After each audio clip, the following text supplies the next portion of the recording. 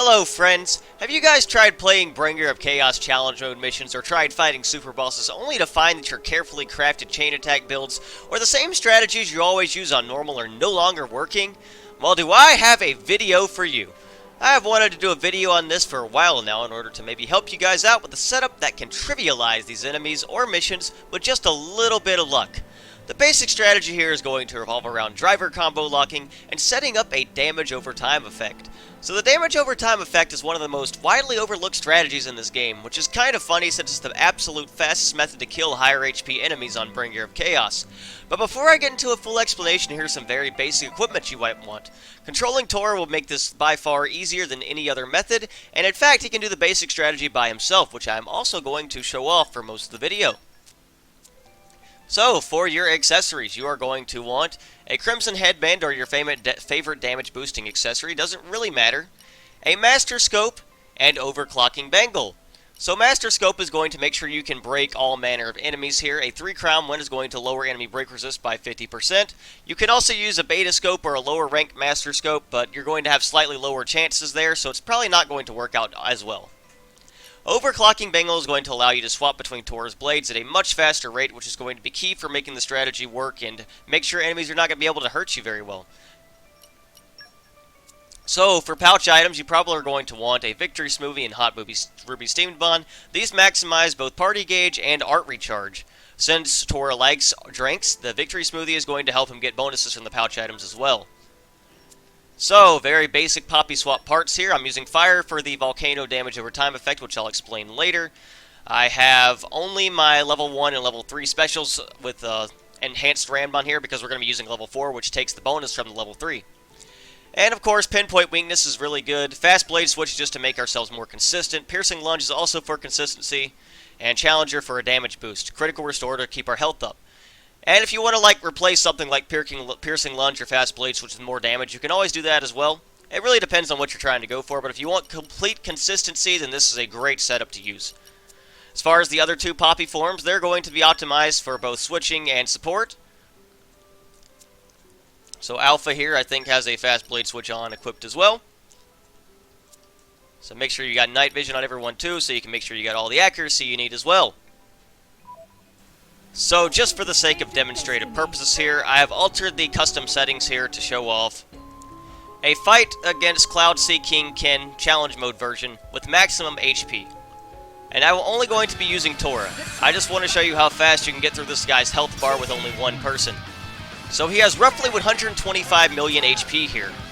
That is the highest amount of HP any enemy can legally have in this game.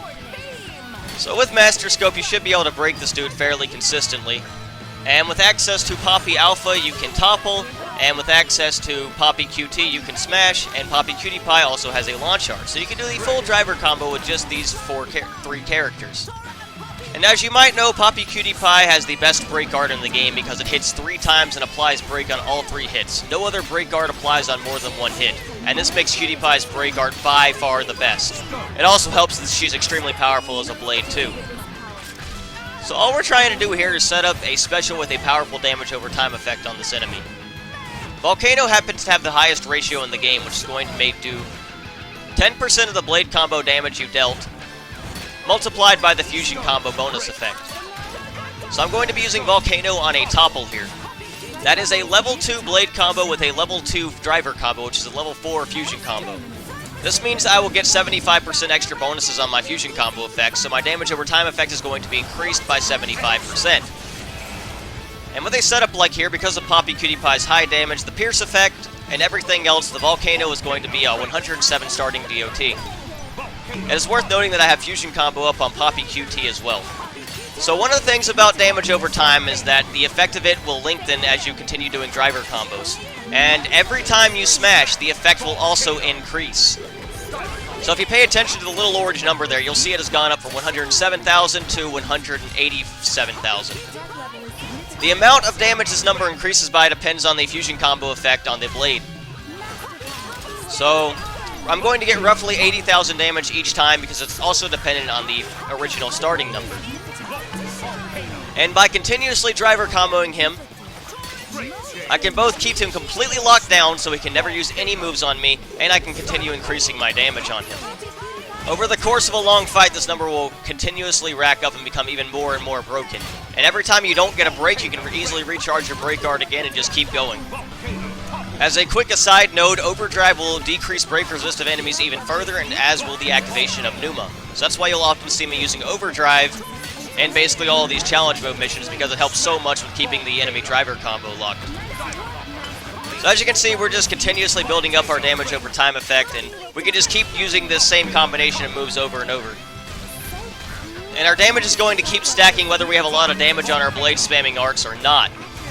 And as you can imagine, the damage from this damage over time effect is greatly surpassing any damage our blade combos could actually be doing, so there's no reason to even worry about or continue blade combos. And I'm sure if you guys have tried chain attacks on the Bringer of Chaos difficulty, you have found them to be very, very mediocre and not even worth using. And that's even if you can get party meter in the first place. Well, guess what? If you driver combo lock, you can likely get party meter, which means you can activate Overdrive, which is far better. And this isn't the only way to keep up this strategy either. Remember, you have two allies as well to help you out. And they can have access to driver combos to make it even easier on you. Typically in the challenge mode missions, I will not be controlling Tor just because of these animations you see right here. Every time the player-controlled character uses one of these driver combos, you'll notice that the game kind of pauses for 3 seconds while the timer keeps ticking, and that just wastes a lot of time. But if you're just trying to beat the mission, that's not really a huge concern, is it? So now that the general strategy's kind of been explained, I'll try to go more in depth about what's happening here. Damage over time is just essentially one of the applications of fusion combos, and Volcano just happens to have the highest ratio. But there's plenty of other specials that also have pretty decent ratios and good specials that you can use to set them up, like Photon, Gravity, Pandemic, and pretty much any type of element special except for Earth, because Earth has, or not Earth, except for Wind, because Wind has no damage over time effects. Typically, you will want to maximize your damage on the initial damage over time effect, so your smashes will increase the damage of it even further. And by doing this, you can hit max damage over time even faster. Doing it on fusion combos helps increase the effect even further because fusion combos increase damage, which I will showcase later on. And of course, activating them on effects like Launch or Topple also increases your base damage. This is not only good just for damage, like I said, it's great for party meter, it's great for keeping the enemy locked in a position where he can't hurt you at all. It's even great for healing because he drops so many health potions over the course of a fight. Every Topple, Launch, and Smash will drop health potions, which makes sustaining a lot easier against these enemies. And it really is just as simple as using your driver combo arch. Like, there's no real thought put into this. As long as you have overclocking Bangle and some fast blade switches, you can just swap between your allies really easy. Breaky, breaky, into big boost, into, I guess it's called Speedy Sword. Speedy Sword into big boost, into swooshing slash, into dented shield. And you can just swap between your blades, use the arch you need, swap right back to the other blade you need, and just keep going infinitely. So you'll see I'm almost at max damage over time now. I think I do this smash one more time here to reach that number. So now well, not quite. Okay, I need one more break and smash first. But over the course of about 5 minutes, I have now set up a damage over time effect that basically does damage cap damage every 1.5 seconds. And this amount of damage is basically better than anything else you can really do at this point. Like, no amount of art spam, no blade combos, no chain attacks are going to be able to really match this damage. Some art spam can be really good in Springer or Chaos with the right scenarios, but it's usually going to be combined with the damage over time effect. And just for the sake of example, this damage over time effect is so good, I've completely de-equipped my weapon here. I'm not even going to fight him really, except to heal one time. And we're just going to see how long it takes for the damage cap damage to just take down the rest of his HP, which is probably around roughly 60 million when I started this de-equipping the weapon. So that should take about 90 seconds if my math is right. We'll see if I'm correct or not. And arguably, if you have this damage over time set up to max, then even if he has 120 million HP left, it should not take longer than 3 minutes, which is pretty insane to think about. That the highest HP enemy in the game can go down really fast. And like you just saw, this is one driver, and this is the highest HP enemy in the game, and he's going to go down probably before 8 minutes expires.